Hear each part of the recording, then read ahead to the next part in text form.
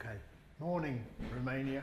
I'm Ted Green and I'm from the UK and I'm with my colleague Jill Butler, who I hope will say something in a minute. But you might ask yourself why we are in Cluj in Romania. Why have we come? And the simple answer is we've come to see your trees. We've come to see wood pasture. What's wood pasture? Wood pasture is a system which started with early man. When early man first domesticated animals, he then walked across Europe with his animals.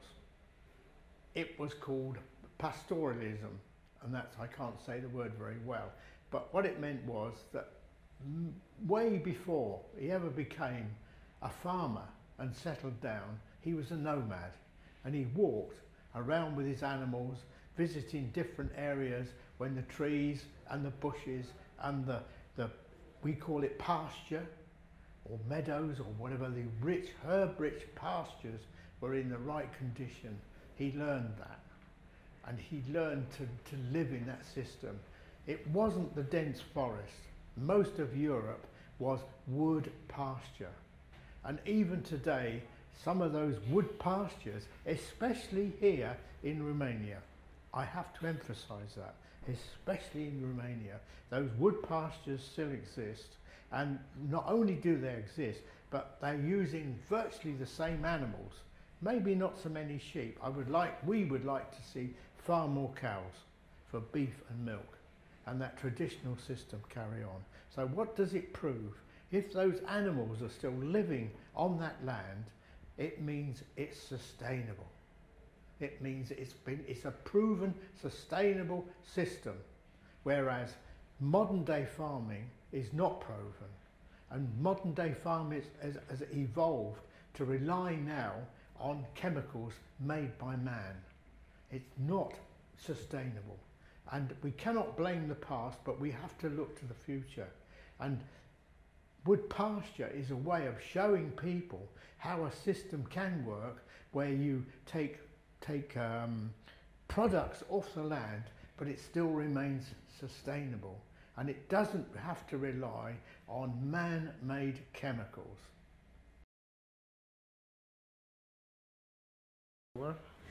Some of the trees that we've come to see are some of the most spectacular in Europe. They are very large diameter trees and are internationally important as individual trees, but when they're gathered together in this wood pasture system, they are even more special because of the habitat niches that they provide, and as Ted has been talking about, this historical context right back into the past.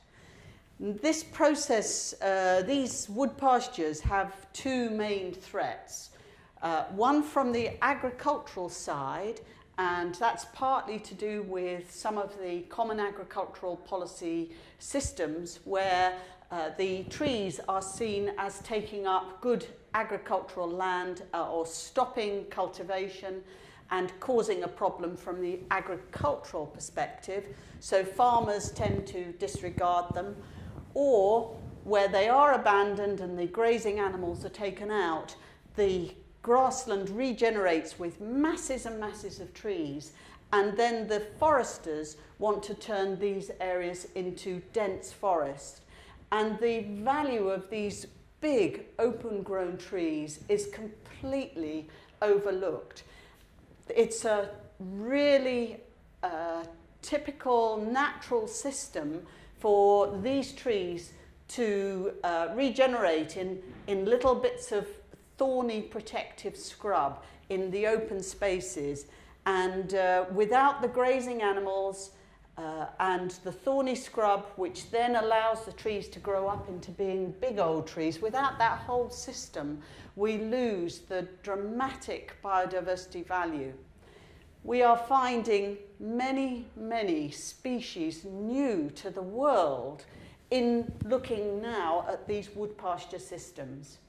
These species have not evolved in the last 50 years when we've changed the whole system.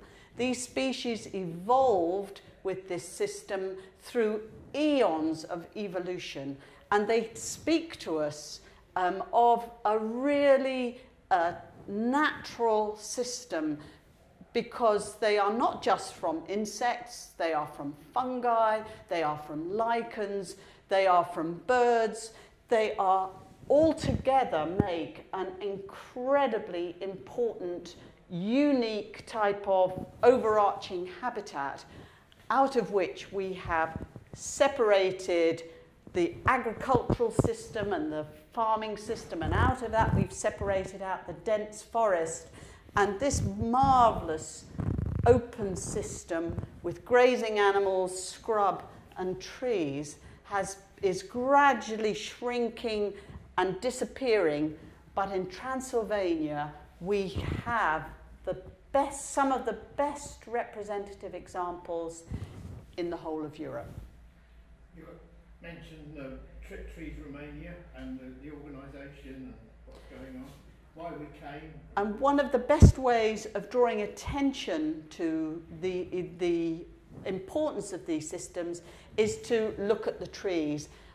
Unfortunately, many scientists look at either the plants, or they look at the insects, or they look at the lichens, and they don't tend to put the whole system together.